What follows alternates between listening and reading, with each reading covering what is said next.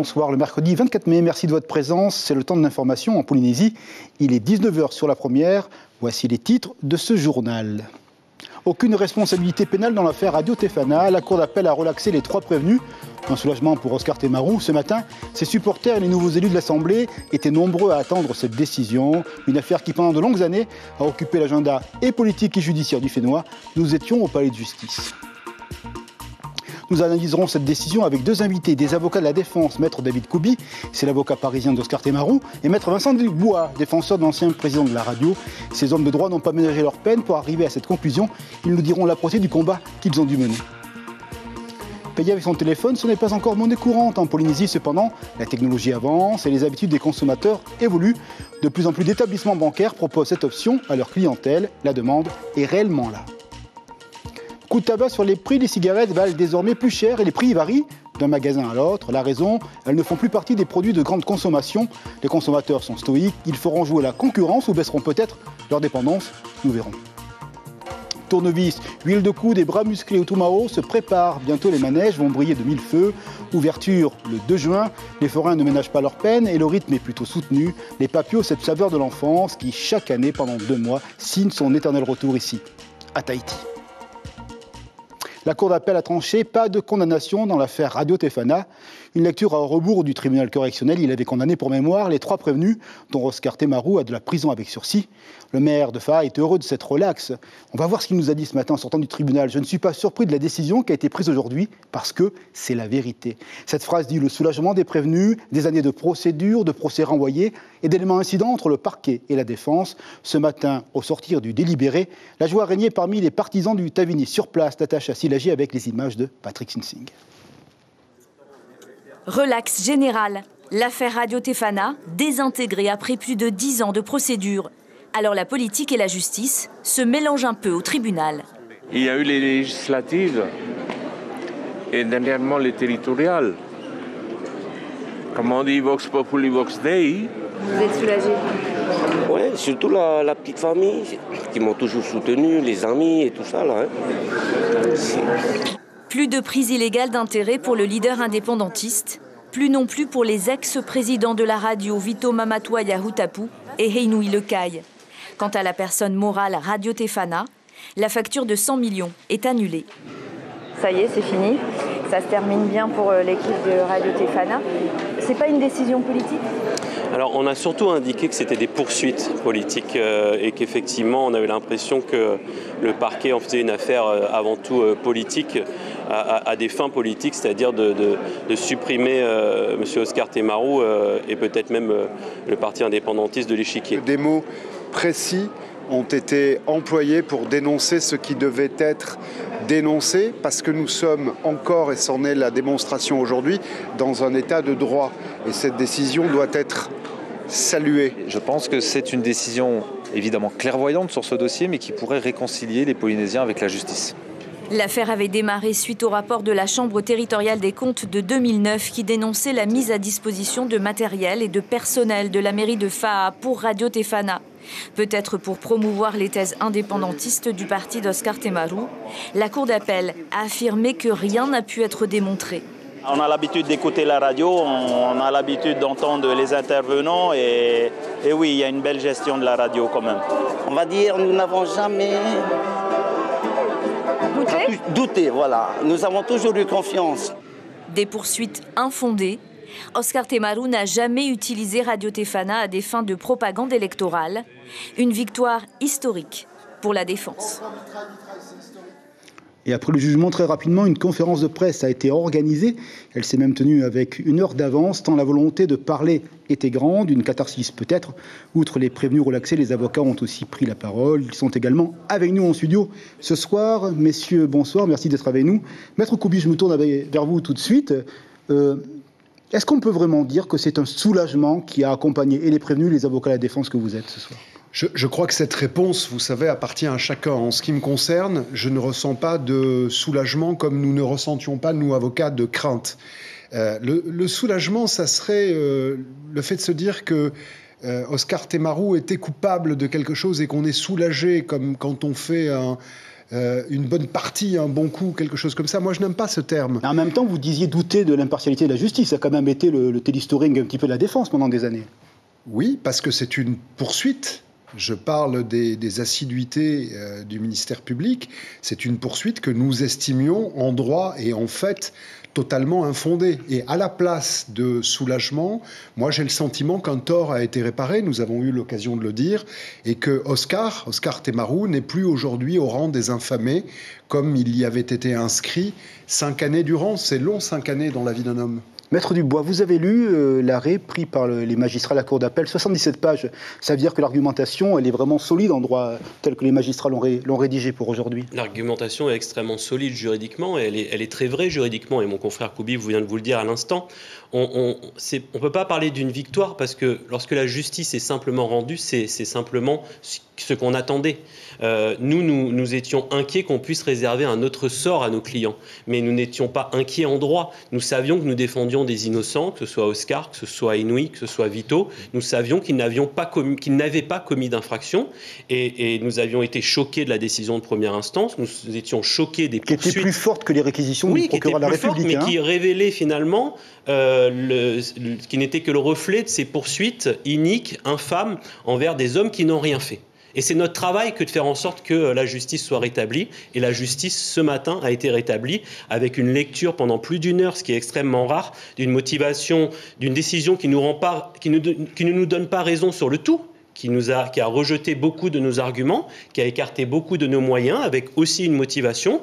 Mais on a vraiment eu le sentiment, pour une fois, et ça fait longtemps que ça n'était pas arrivé, d'avoir eu entre nous, les avocats et la défense, et le parquet, un véritable arbitre indépendant, en l'occurrence 3 arbitres, qui ont pris point par point les éléments du dossier et qui les ont triés en disant sur ce point-là, Maître Koubi, vous avez tort, Maître Dubois, vous avez tort. Sur ce point-là, Madame l'avocate générale, Monsieur le procureur, vous avez tort. Et au final, on va rendre la justice à ces 3 hommes qui n'ont rien fait. C'est un soulagement pour eux, avant tout. Ce qui veut dire que l'état de droit fonctionne en Polynésie. Oui, il fonctionne, mais demandez-vous un instant, et que les gens qui vous regardent, qui nous regardent, se posent la question, à quel prix il fonctionne ?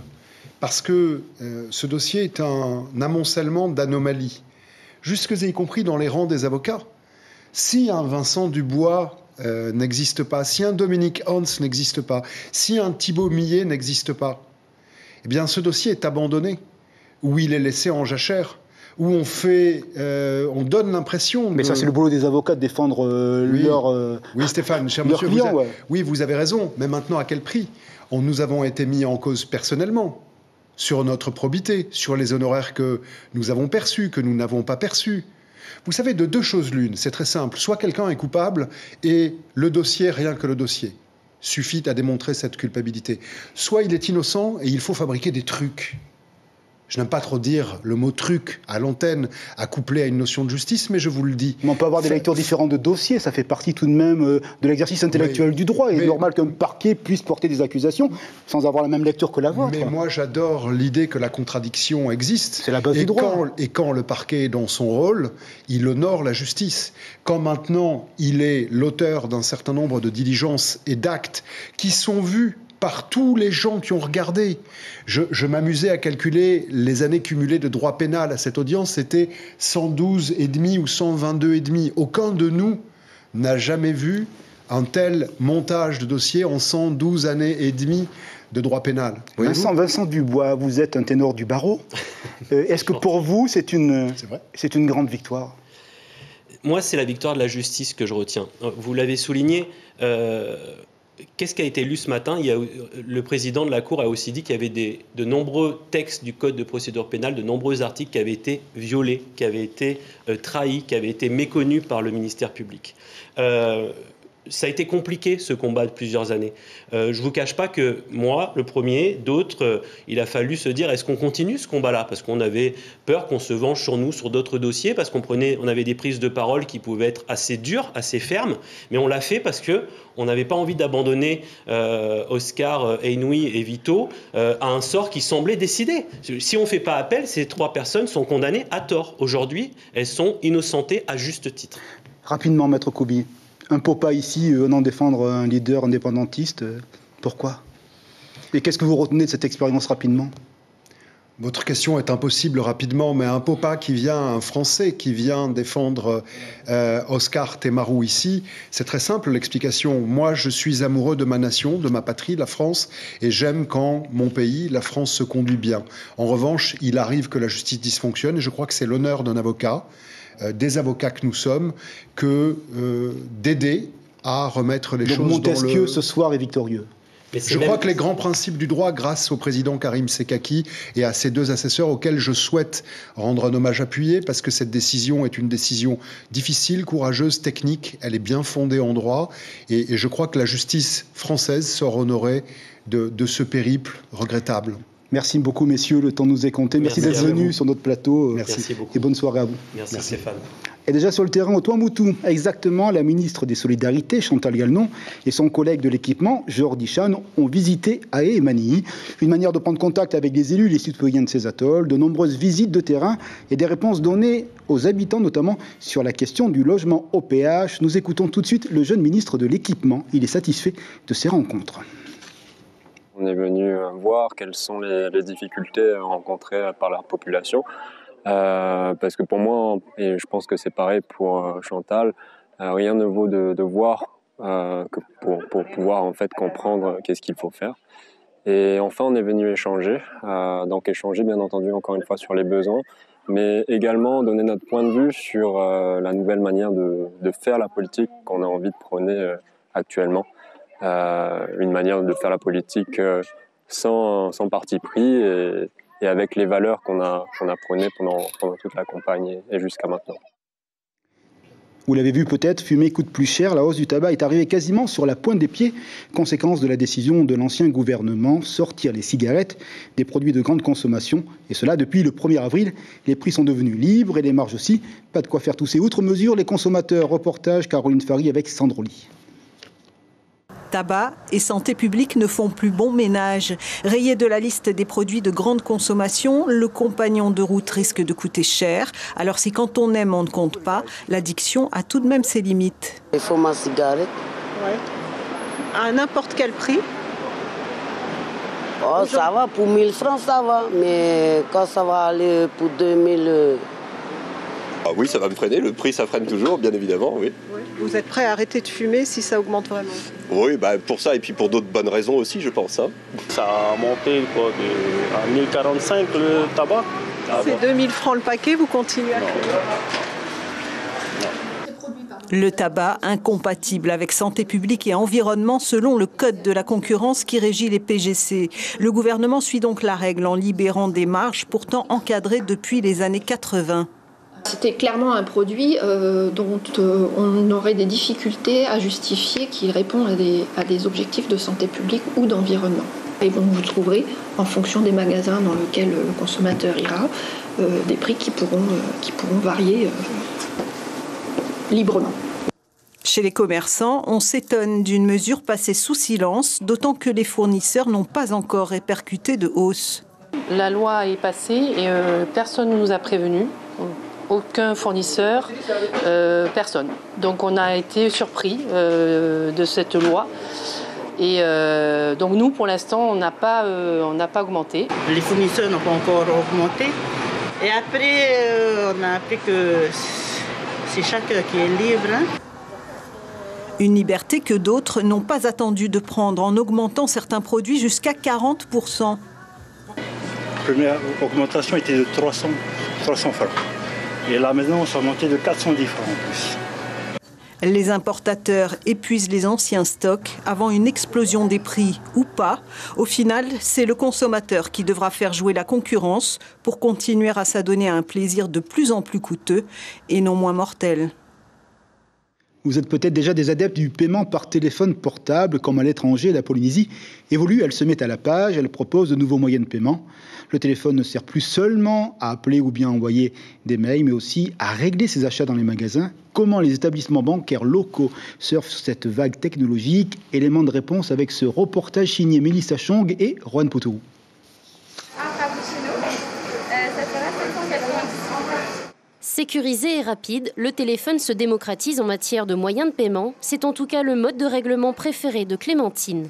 Je trouve ça beaucoup plus pratique et au moins j'ai toujours mon téléphone avec moi. Donc pour des petits montants, voilà, je préfère. Je pense que le moyen de paiement par téléphone, ça peut être une bonne chose parce qu'on a tout le temps notre téléphone sur soi. C'est super, ça va plus vite, c'est plus pratique. Pas besoin d'avoir sa carte. 158. Ok, je paye en SocPay comme d'habitude.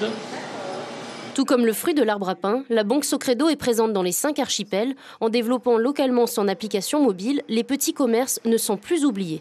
Les gens préfèrent payer en SocPay parce qu'ils disent que c'est plus, c'est plus facile. Et avec SocPay, quand ils payent, ils savent exactement la somme qui leur reste sur leur compte, quoi. On a développé une solution qui permet à des commerçants, donc des petits commerçants, des petits professionnels, donc des vendeurs de bord de route, je vends mon poisson, vendeurs de marché, tout type de commerçants qui n'ont pas les infrastructures pour avoir un TPE, de disposer d'un QR code, donc sous forme de badge, qui permet de l'identifier, et le client peut flasher ce QR code et payer directement le commerçant sur son compte bancaire. À l'image des banques métropolitaines, les organismes locaux se modernisent et adoptent des alternatives aux moyens de paiement traditionnels. En 6 mois, cet établissement de paiement comptabilise déjà 5000 clients. NewPay, c'est un compte, une app et une carte de paiement internationale qui s'adresse au plus grand nombre sans condition de revenu. L'objectif, c'était de proposer une solution de paiement qui permette à tout à chacun, sans condition de revenu et avec un accès et une inscription en ligne, d'ouvrir un compte dans un délai qui peut être de 24 heures.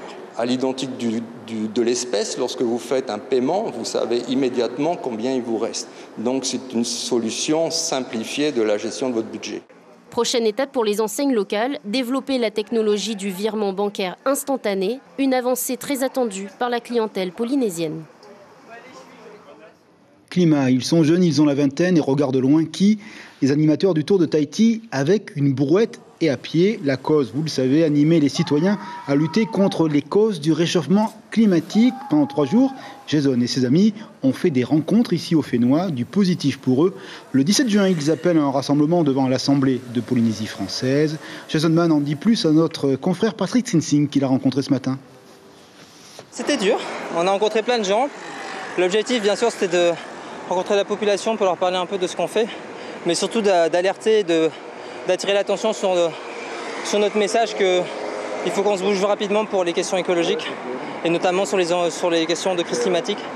Et c'est pour ça qu'on a fait ce tour de l'île pour annoncer que le 17 juin on fait une manifestation à Talahui à 14h pour dire qu'on est là en fait et qu'on est beaucoup à se soucier de ça et que en fait on est en retard.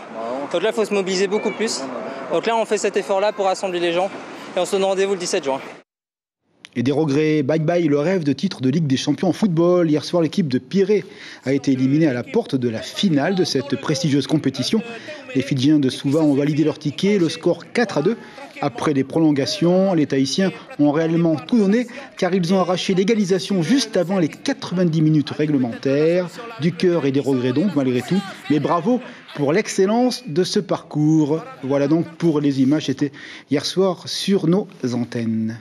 De la peinture, Philippe Dubois expose à nouveau. L'artiste peintre est bien connu ici, en Polynésie. Les couleurs vives de ses œuvres et la finesse de son coup de pinceau demeurent une signature absolue de la qualité. Mais il y a plus encore, spécialiste de la vie quotidienne locale, comme vous le voyez sur l'écran, sa production est aussi un témoignage anthropologique du Fénois.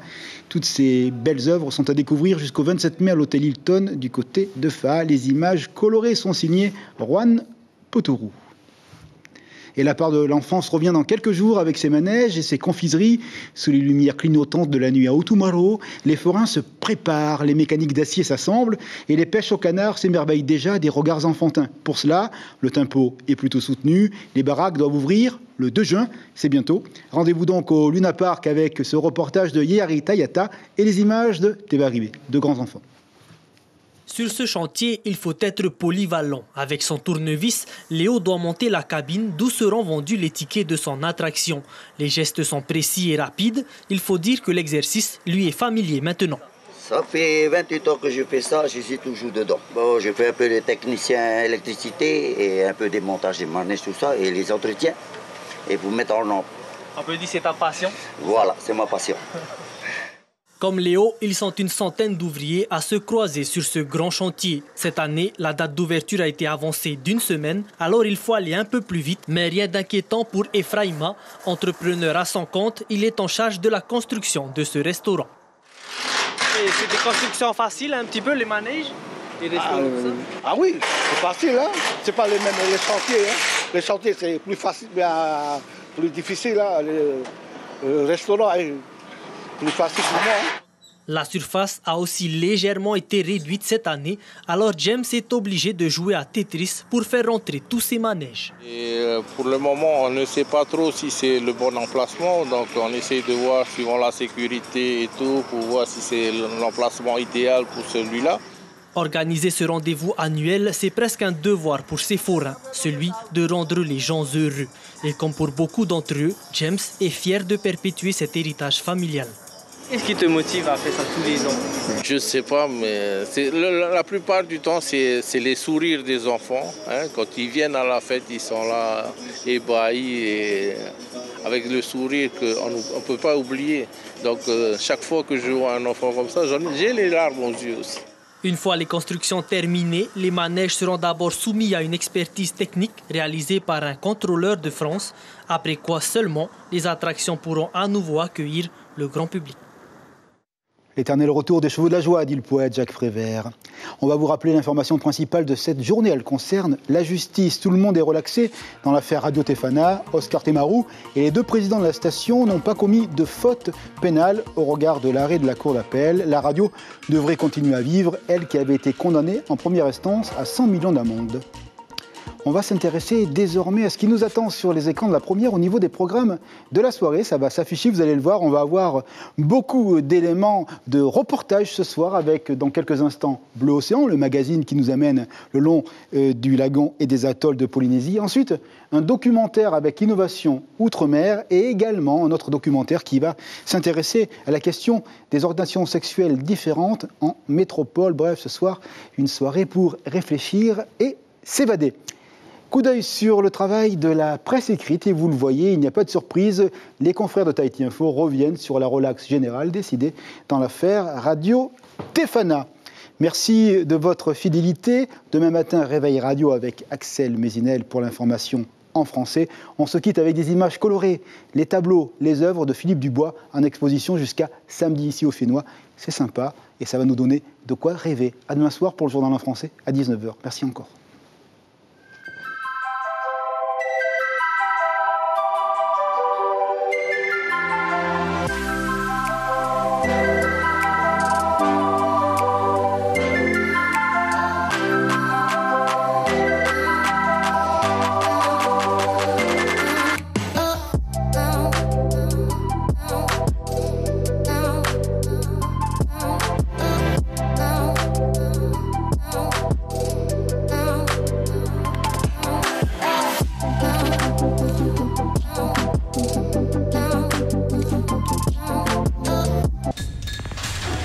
L'information en continu sur Polynésie la première, Internet et réseaux sociaux.